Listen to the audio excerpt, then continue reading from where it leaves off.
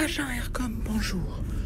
Aujourd'hui, nous allons utiliser ce que vous avez appris la dernière fois, à savoir que les êtres vivants se placent dans leur environnement en fonction de leurs besoins alimentaires pour aller un peu plus loin. Oui, en étudiant d'autres êtres vivants, je me demande si le biotope influence uniquement la nutrition. Est-ce que le milieu n'aurait pas une influence sur une autre partie de la vie des êtres vivants? C'est pour répondre à cette question que vous allez étudier cet exemple, celui du moustique. Dans un premier temps, à l'aide de la vidéo qui est ici, vous allez chercher à compléter le tableau qu'on voit en dessous, afin de mieux comprendre quel est le cycle de vie de cet animal. Par la suite, vous pourrez enfin répondre aux questions 2 pour dire quelle est la condition de vie qui influence non pas la nutrition, mais la reproduction de cet être vivant.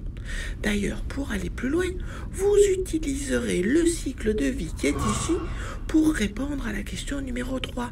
Est-ce qu'il y a une autre condition de milieu dans le biotope, à part la présence d'eau, qui va influencer la reproduction du moustique?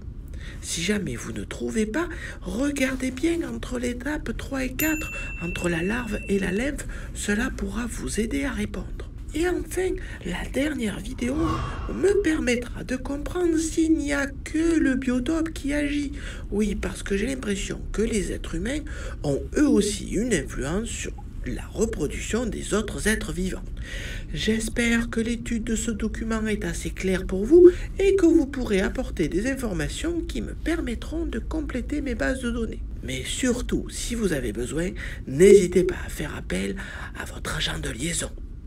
Bon travail!